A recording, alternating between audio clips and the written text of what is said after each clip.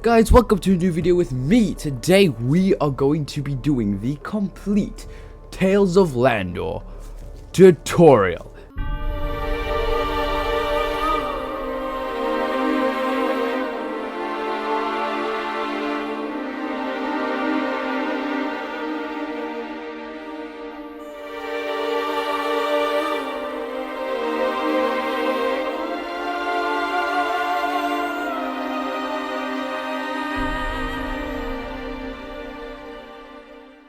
So, we're going to start off by going to their website and getting their game. How do we do that? I have a link in my description. It takes you straight to the website.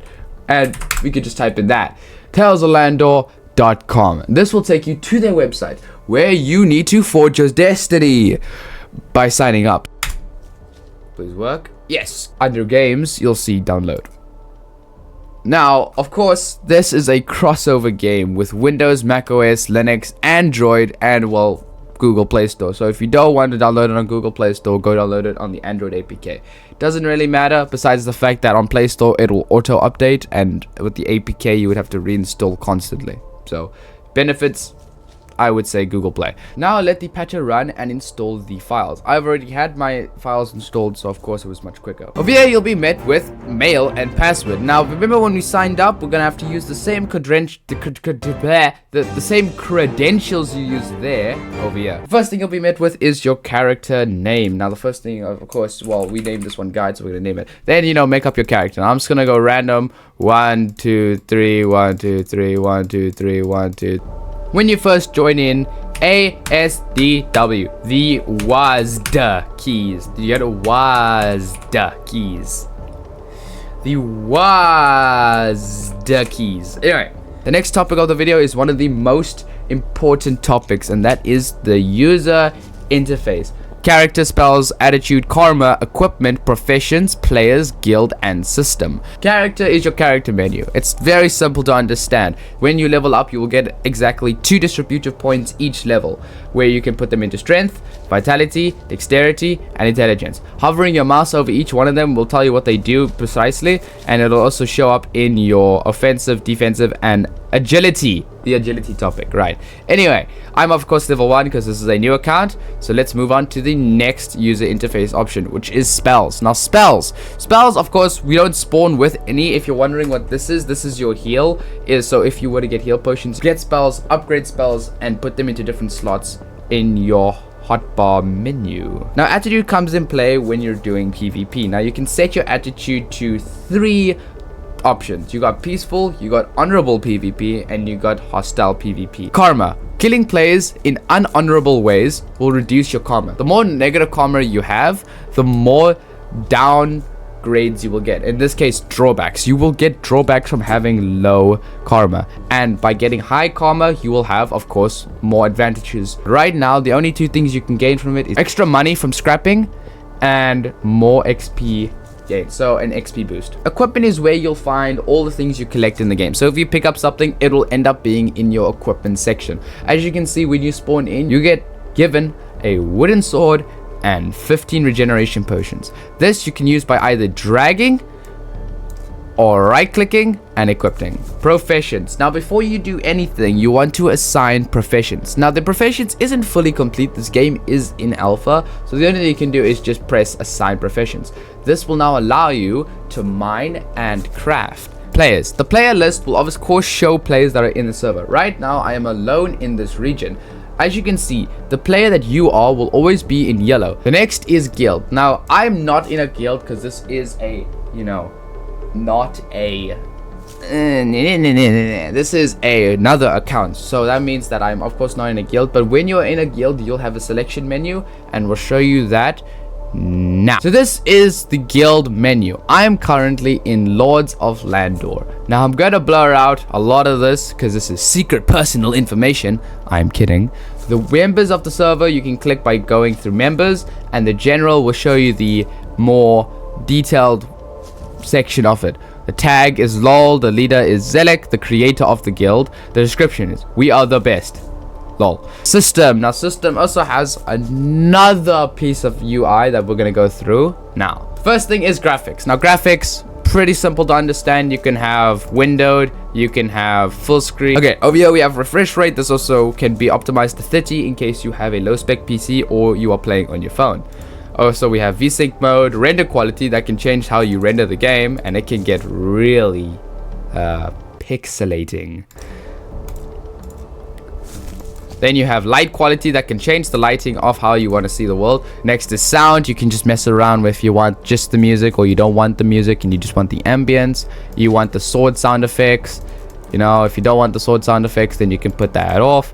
Make it as ambient as you want it to be. Gameplay. Now, gameplay can make your general screen shake. Now we have camera shake intensity and low life indicator. The low life indicator will make your screen red when you are at a low HP point. We have language. If you're not English or just not an English speaker. Next we have chat. Now chat is a very complicated system. It's a little bit of a, you know, blowover. They went all out on making this a really good, you know, chat idea. Now you can make a lot of it, whatever you want. Chat is like, if you press enter, you can open chat.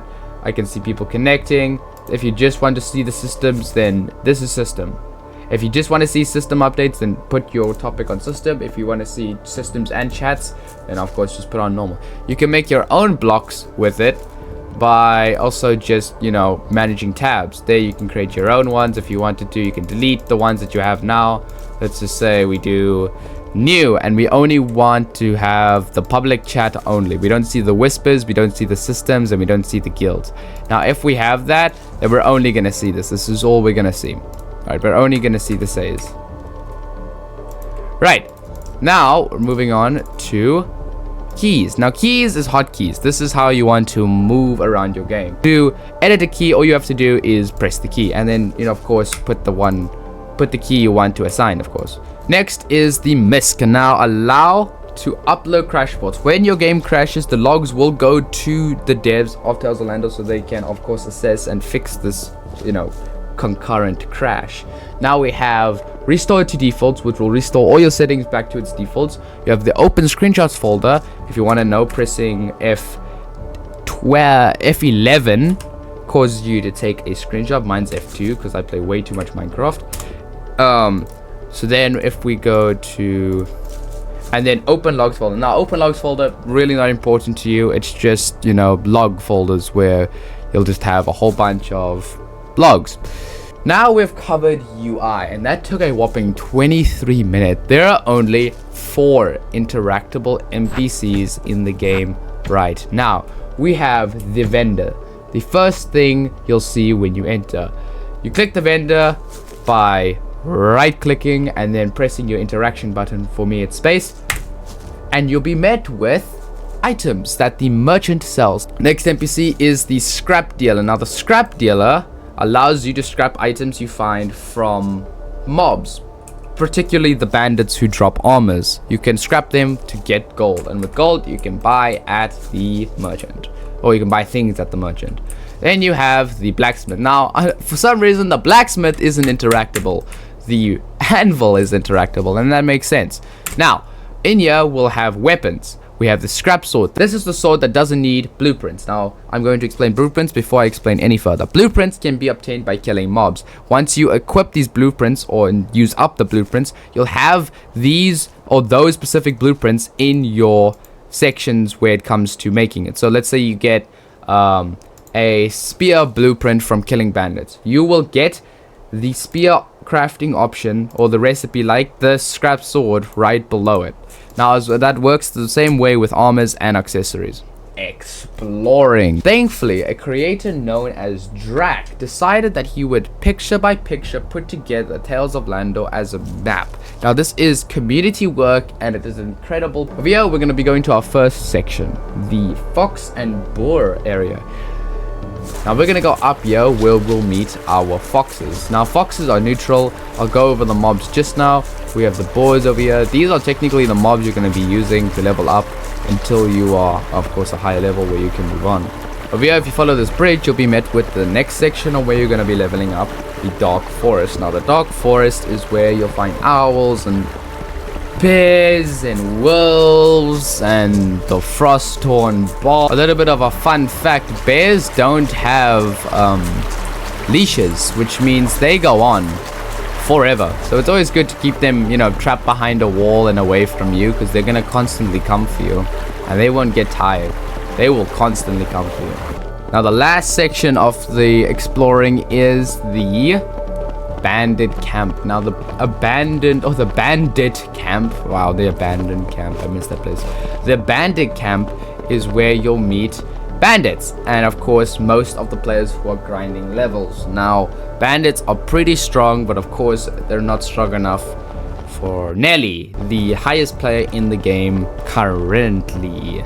Okay, on to our next topic. We are going to be going over the mobs. Those are the fox, the boar, the owl, the wolves, the bears, the bandits, which are the mauler, the scavenger, and the mage, fire mage, whatever. And then we have the frosthorn. So that gives us 9 characters. So there are 9 characters in this game that you can kill to level up. To explain the type of mobs you're going to be approaching. Now the fox is a neutral mob. It won't attack you until you attack it. However, the boar, the wolves, the bears, the bandits, and the frosthorn are all hostiles. The only invasive mob is the owl, which will practically always want to be or go away from you. It will always go away from you. Leveling. Now, I'm looking at this right, and there seems to be a excessive amount of bears right here. And I may not start this leveling guide off correctly, if you get what I mean. Now that they're stuck, I wonder if I can 8 damage. Oof. Hey, I'm actually doing damage, which means in the end this is gonna be a ton of XP.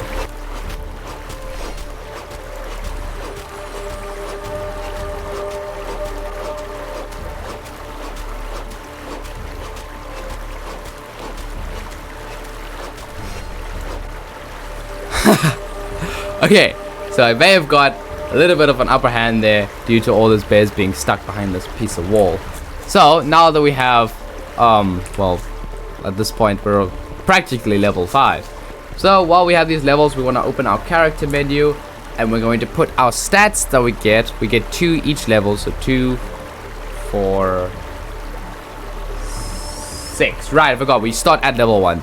So 2, 4, 6. Yeah, 2, 3, 4. Okay, we're obviously going to put this into strength. And why I'm saying obviously is because you already get a health boost when you level up. So there's no point in putting it into vitality unless you're a type of guy who dies a lot in these type of games. Then you're just generally gonna want to put them, you know, just 1 or 2 into vitality. But if you're a pro player, if you're a pro player like me, all your distributor points into strength, and that's what I'm gonna do right now. Now, of course, if you don't agree with me and you already did it, go get your you can go get your stat reset by the merchant. He sells it for 65,000 bucks. Enjoy. But for now, we're gonna focus on leveling again. So I guess we could do the bears, but the bear spawns are very, very low. Oh, speaking of which, the bear spawns are low in this game, so I wouldn't suggest only grinding bears as much as the XP is good. The grinding system is really harsh to its players, I would say. That covers generally what leveling is. Once you level up every time, you open your character menu, see what you want to distribute your stats into. I'm obviously just going to put my character into strength because strength is good. Being strong, good. Ah, cool.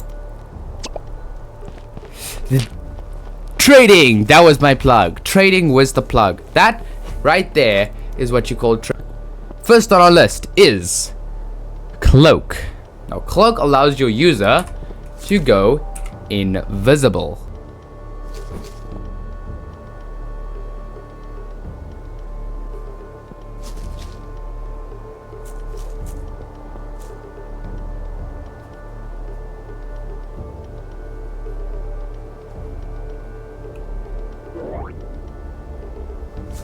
The next spell is the Healing Wave. Now, the Healing Wave allows you to heal players by selecting them and using the hotkey you set your healing ability as.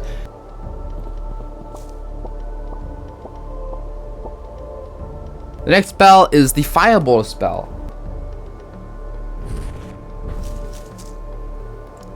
Next is the Frost Nova. Charges a cold freezing circular wave of frost magic. Slows movement speed of enemies within the circle.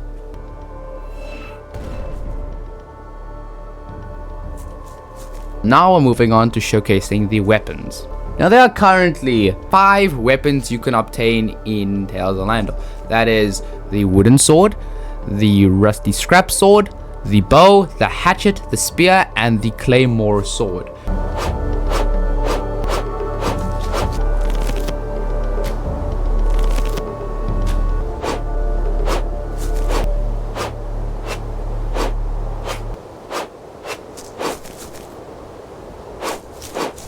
Next on our list is armors.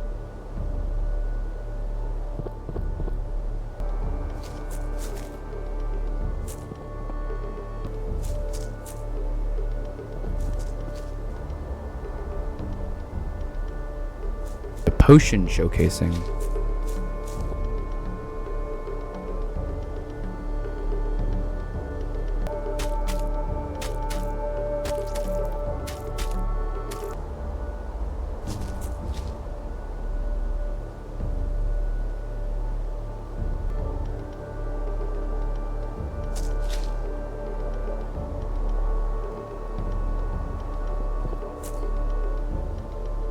Now for what I've been waiting for, this entire tutorial video, guide in this case, the drop list! Now, the problem with this is that the fact that it's already on the wiki, you can go to the wiki and check the drop list. So why would you stay here and watch me give you the drop list? That's so dumb. Come on, man, go support a community member, a very strong community member, a very hard-working community member.